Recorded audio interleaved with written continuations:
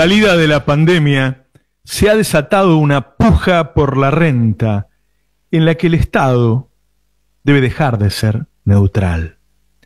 Los aumentos de los precios de los últimos días no son responsabilidad de la pandemia.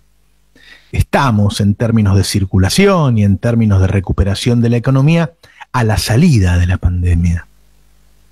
Lo que te falta en el bolsillo a vos se lo está llevando otro con la herramienta de la inflación. Y es el gobierno quien tiene que intervenir a favor de los trabajadores en esta puja por la renta que supone la recuperación económica. De esto justamente hablaba Cristina en La Plata, escuchémosla.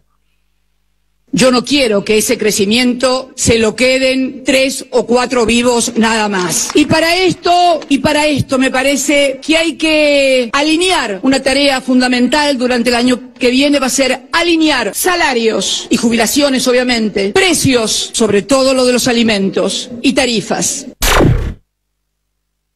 Las estimaciones menos pesimistas dan cuenta de que este año la inflación será del 40%, y la suba de alimentos del 50%. De hecho, si vos tomás la suba del precio de los commodities, de granos, del 30% de los últimos meses, y la del dólar, del 20%, con esos dos solos, con esas dos cosas solas, ya te justifican el 50% de aumento de los alimentos que se viene este año. Y después tenés los insumos difundidos, el plástico, el vidrio, el tetra, la tinta, las chapas, muy usados para envases, todos monopólicos, que también empujan la inflación para arriba. Si agarrás la empresa monopólica Dow Química, subió el precio del plástico que utiliza en los envases de $1.150 a $1.750. Inflación fuerte en dólares. La eliminación de los precios máximos es otro factor. El ministro de Economía, Martín Guzmán, dijo la semana pasada en C5N que no quiere subir la cuenta de subsidios estatales a los servicios públicos. Es decir, que es necesaria una suba de tarifas. Él quiere un 30%, quizá dividido en varias subas del 5%, lo mismo para el transporte. Todas estas subas hacen casi imposible que los salarios le empaten, aunque sea la carrera a los precios, y ponen en peligro entonces la reactivación económica. Así como vamos, el primer aumento jubilatorio por la nueva fórmula va a perder contra la inflación. Repito, así como vamos, el primer aumento jubilatorio por la nueva fórmula va a perder contra la inflación. Así, los argentinos que acostumbran comerse un asadito los domingos de las elecciones, esta vez van a comer fideos. ¿A quiénes votan los que comen fideos? ¿Comer fideos es peronista? ¿Es lo que el peronismo propone? Y me refiero a los fideos por obligación, no a los ricos fideos con tuco que uno elige. Las declaraciones de Alberto del fin de semana confirmando lo que nos dijo Cecilia Todesca respecto a que si el campo no negocia, el gobierno subirá las retenciones o pondrá cupos a la exportación, van en el camino correcto.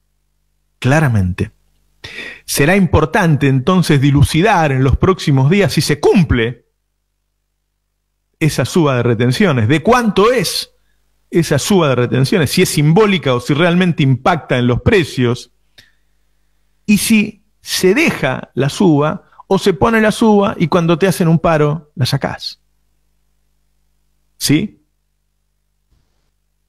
Es una prueba de fuego para Alberto. Va a recibir muchas presiones estos días y es importante entonces analizar el tema. La retención es una palabra ideológica que utilizan los productores agropecuarios. En realidad se trata de tipos de cambio diferenciales que tienen los países que tienen sectores con muy disímil productividad.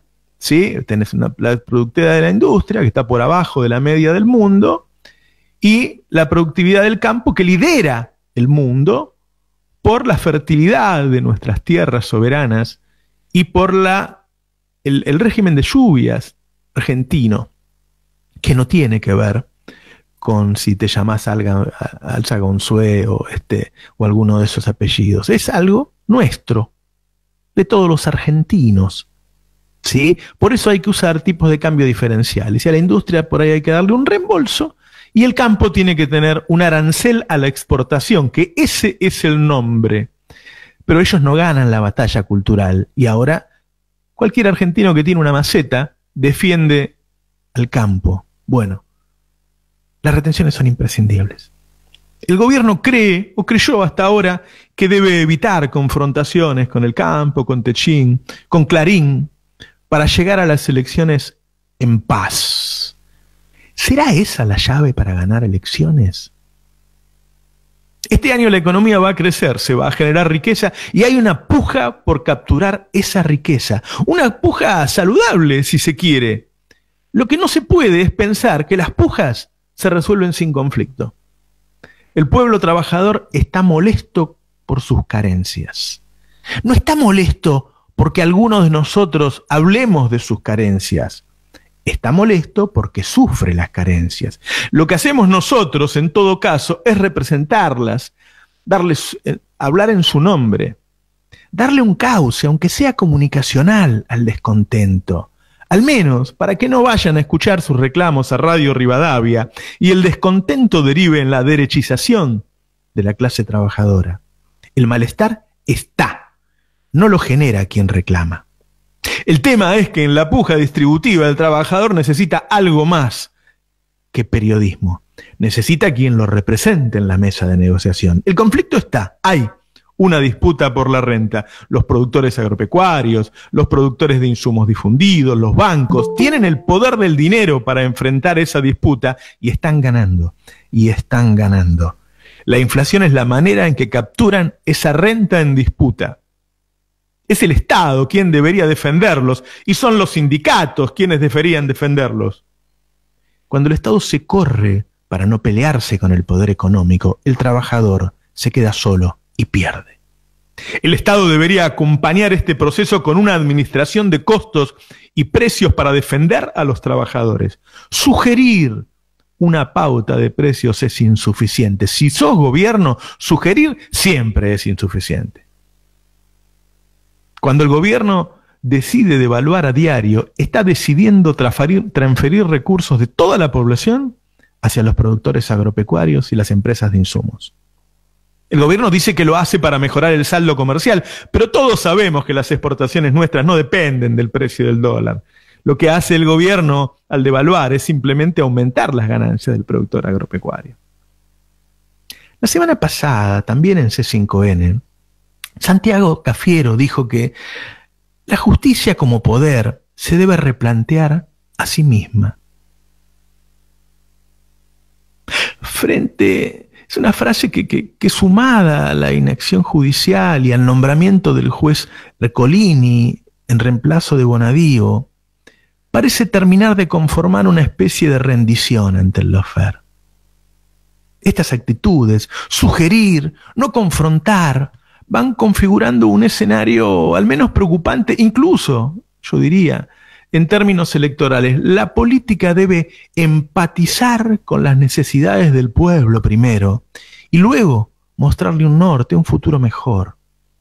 Hoy el gobierno no empatiza siquiera porque naturaliza el malestar con la idea de que es culpa de la pandemia. Pero hay dos problemas para esa versión. Una, que hay mucha gente que está ganando mucha guita, y otra, que no se le pide comprensión al tipo que no puede comprar comida. La empatía, el afecto, son parte importante de la política. Alberto lo vio, Alberto consiguió mucho cuando tuvo una actitud paternal al principio de la pandemia. El gobierno decidió dar pocas batallas y las que da trata de que no se noten. Y los pueblos necesitan ver a su líder luchando por ellos. Alberto no se muestra así, ni siquiera cuando lo hace. A lo que voy es que hay que ser y parecer. Alberto no lo hace. Ese aire de indiferencia, entonces, se parece demasiado al aire del neoliberalismo. La empatía, el afecto, son imprescindibles también para construir una nueva hegemonía. Es necesario poner afecto donde hubo odio, como primer ladrillo en la construcción de un nuevo sentido común. si ese sentido común neoliberal no es reemplazado por uno que se emparente con el bien común, será reemplazado, como en Europa, por uno que esté más a la derecha. La idea de las soluciones por consenso, por otra parte, es desmovilizadora, rompe la frontera entre el nosotros y el ellos, refiere a una negociación amigable, que en este caso sería con un sujeto que nos declaró la guerra en 2008 y que sostiene el mismo modelo desde Rivadavia, y lo más peligroso, diluye el núcleo duro kirchnerista que se conformó en la confrontación agonista, que es la confrontación democrática. Así, la indiferencia en medio de la puja por la renta resulta ruinosa para los trabajadores, peligrosa para la próxima elección y mucho más peligrosa para el futuro del proyecto nacional y popular que impulsaron los Kirchner. Esquivar la confrontación y ni siquiera narrar las batallas que sí se dan, evitarlo como principio, imposibilita la creación o recuperación de un sentido común ligado a la igualdad, y entonces mantiene vigente el sentido común del egoísmo. Es necesaria la recuperación de una confrontación democrática en el seno de la sociedad que evite que se diluyan los límites entre los dos proyectos en pugna. Y me refiero al proyecto de la campaña, no al de la tarjeta alimentar, que era una necesidad que aplaudimos en diciembre de 2019, pero que hoy comienza a transformarse en un ribotril para la injusticia. En estos días en que el presidente debe decidir si tomar una decisión a favor de los trabajadores, que lo va a enfrentar a la oligarquía agropecuaria, en que debe decidir si va a ponerse del lado de los trabajadores en la disputa por la renta, es imprescindible acompañarlo y hacerle sentir que si piensa dar una lucha con el adversario político en términos democráticos, con la que va a hacer honor a su promesa electoral, va a contar con todo el apoyo popular que necesite. Y también que si decide no hacerlo, el malestar fruto de las carencias crecientes puede convertirse en una magra cosecha electoral, que entonces sí ponga en peligro su gobierno. Buenos días, esto es Navarro 2023.